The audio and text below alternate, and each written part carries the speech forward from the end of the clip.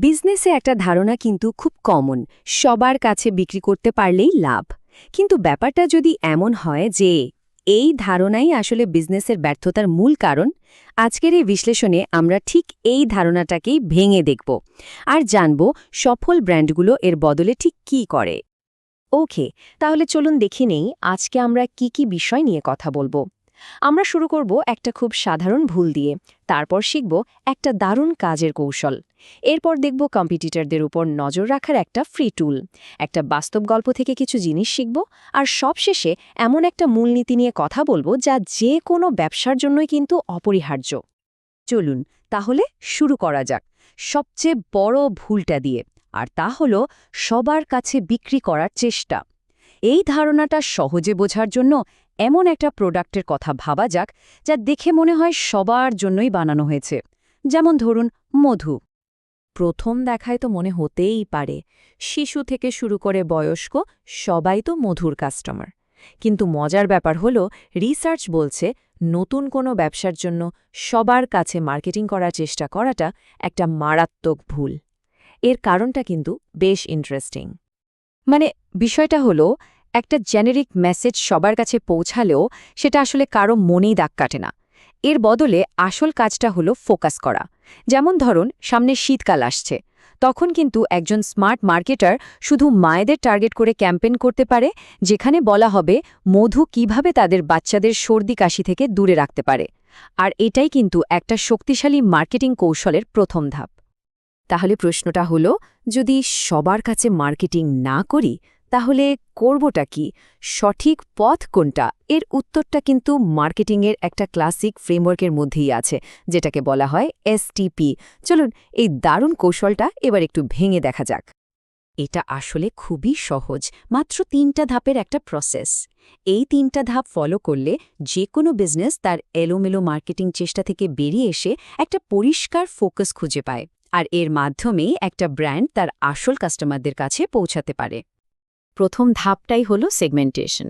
এর মানে কি? মানে হলো পুরো বাজারটাকে তাদের চাহিদা বা বৈশিষ্ট্য অনুযায়ী ছোট ছোট গ্রুপে ভাগ করে ফেলা। যেমন মধুর কথাই যদি ভাবি, এর কিছু সেগমেন্ট হতে পারে স্বাস্থ্য সচেতন তরুণ তরুণীরা, কিংবা ছোট বাচ্চার মায়েরা, অথবা বয়স্ক মানুষেরা যারা প্রাকৃতিক সমাধান খুঁজছেন। আচ্ছা, বাজারকে তো ভাগ করা হলো, এর পরের ধাপটা হলো টার্গেটিং। দেখুন, সবার পেছনে তো ছোটা সম্ভব না, তাই না? বিশেষ করে যখন রিসোর্স কম থাকে।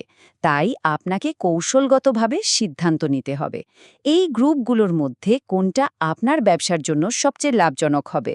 মধুর ক্ষেত্রে হতে পারে ছোট বাচ্চার মায়েরাই সবচেয়ে ভালো টার্গেট গ্রুপ, কারণ তারা বাচ্চার স্বাস্থ্যের জন্য কোয়ালিটি প্রোডাক্ট খোঁজে। আর সবশেষে যেটা সবচেয়ে জরুরি, সেটা হলো পজিশনিং।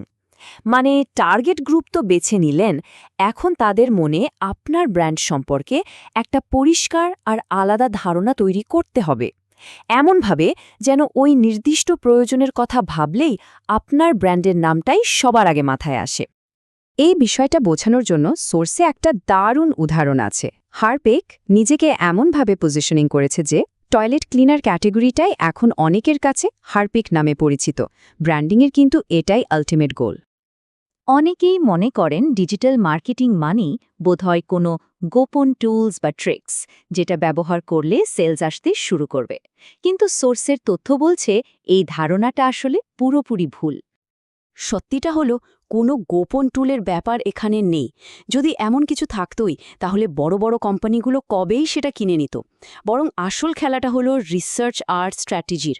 আর এই রিসার্চের জন্য একটা অসাধারণ এবং ফ্রি টুল কিন্তু আমাদের সবার হাতের কাছেই আছে। আর এই টুলটার নাম হলো ফেসবুক অ্যাড লাইব্রেরি। এটা বানানো হয়েছিল স্বচ্ছতার জন্য, কিন্তু মার্কেটার্সদের জন্য এটা একটা সোনার খনির মতো।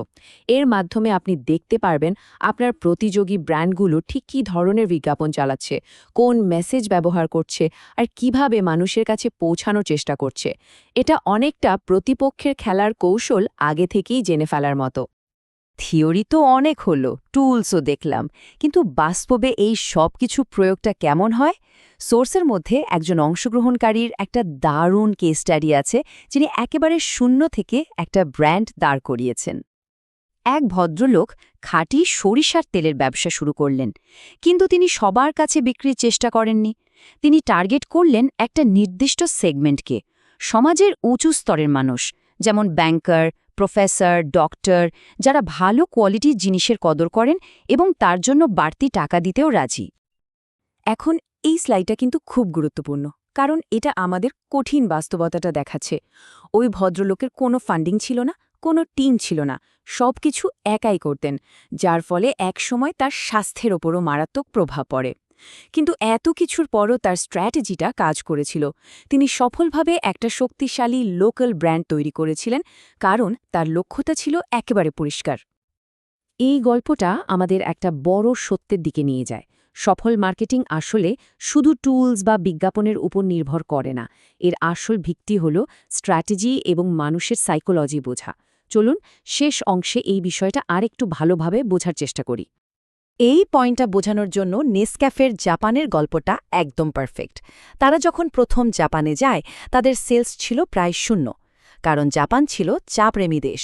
পরে তারা বুঝতে পারে যে জাপানিদের কফির স্বাদের সাথে কোনো ছোটবেলার স্মৃতি বা ইমোশনাল কানেকশন নেই। তাই তারা বিজ্ঞাপনের বদলে কফির ফ্লেভারের চকলেট আর ক্যান্ডি বাজারে ছাড়ে। ফলাফল, 1 দশক পর একটা পুরো জেনারেশন কফির স্বাদের সাথে বড় হয় এবং জাপান হয়ে ওঠে বিশ্বের অন্যতম বড় কফি কনজিউমিং দেশ। এটাই হলো মূল কথা।